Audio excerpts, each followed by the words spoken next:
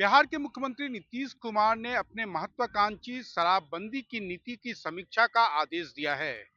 मुख्यमंत्री नीतीश कुमार ने पिछले दिनों राज्य के मुख्य सचिव आमिर सुबहानी को एक सार्वजनिक कार्यक्रम में कहा कि समय आ गया है कि शराबबंदी का कितना लाभ है, इसके लाभान्वितों को कितनी मदद मिल रही है और साथ ही साथ शराबबंदी के कारण लोगों ने कितना शराब पीना छोड़ दिया है, इसकी अब समीक्षा की जाएगी और इसके लिए उन्होंने पूरे राज्य में जिस प्रकार जातिगत सर्वे हुआ था, उसी प्रकार डोर टू डोर सर्वे कराने की घोषणा की है। हालांकि राज्य सरकार ने इससे पहले भी सर्वे कराई थी और उसके आधार पर बड़े चढ़े दावे किए गए थे कि राज्य में कई करोड़ लोगों ने शराब पीना छोड़ दिया है, लेकिन उसके ऊपर हमेशा इस आधार पर सवालिया निशान खड़े किए गए कि राज्य सरकार ने कभी भी वैसे लोगों को सामने नहीं लाया कि जो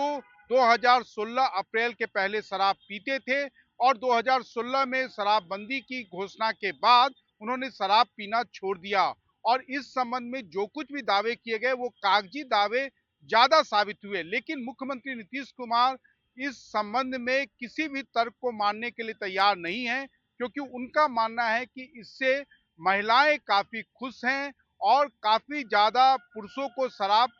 बंद होने से उनकी बचत हो रही है। हालांकि उनके पार्टी के नेता भी मानते हैं कि बिहार में शराबबंदी फेल है और एक समानांतर आर्थिक व्यवस्था कायम हुई है और इसका साथ ही साथ नीतीश कुमार और उनकी पार्टी जनता दल यू को भी राजनीतिक खामियाजा उठाना पड़ा, जिसका एक परिणाम या एक उदाहरण 2020 में उनकी पार्टी के उम्मीदवारों का 43 सीटों पर सिमट जाना है।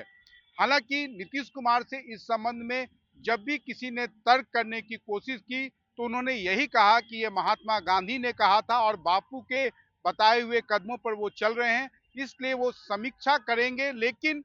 उन्होंने कभी भी शराबबंदी खत्म करने की जब भी मांग उठी उसे एक सिरे से खारिज कर दिया और अब तो वो यह भी कहने लगे हैं कि उनके बाद जो भी राज्य का मुख्यमंत्री होगा वो शायद सबसे पहला कदम राज्य में शराबबंदी खत्म ही करेगा। लेकिन जहां तक उनसे ये कदम या ये निर्णय कराने की बात है तो ये संभव नहीं है, लेकिन हाँ, समीक्षा की बात और सर्वे के रिपोर्ट के बाद में एक तरह से फिर से ये आशा जगी है कि शायद अगर सही सही इस सर्वे में रिपोर्ट आई, जैसा कि जातिगत सर्वे में जिस प्रकार से आंकड़े आए उसी तरीके से अगर समानांतर आर्थिक व्यवस्था की बात अगर उभर कर आई तो हो सकता है कि नीतीश कुमार कहीं ना कहीं अपने कदमों पर पुनर्विचार करें। हालांकि हाल के दिनों में राजनीतिक नुकसान के बाद नीतीश कुमार ने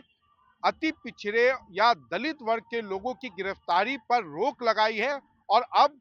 छापेमारी होती है, लेकिन अब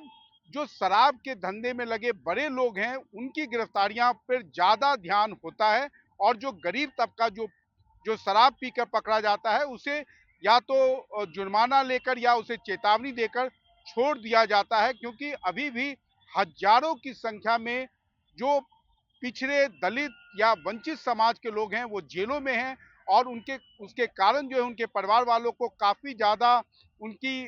जो लीगल लड़ाई है उसमें खर्च करना पड़ता है, जिसका कहीं ना कहीं राजनीतिक नुकसान जदयू को पिछले कई चुनावों के अलावा उपचुनाव में भी उठाना पड़ा है। लेकिन अब देखना यह है कि आने वाले दिनों में ये जो सर्वे की बात की गई है उसे कितनी ईमानदारी से किया जाता है और उसकी जो भी रिपोर्ट आती है उस पर आखिरकार मुख्यमंत्री नीतीश कुमार क्या कदम उठाते हैं।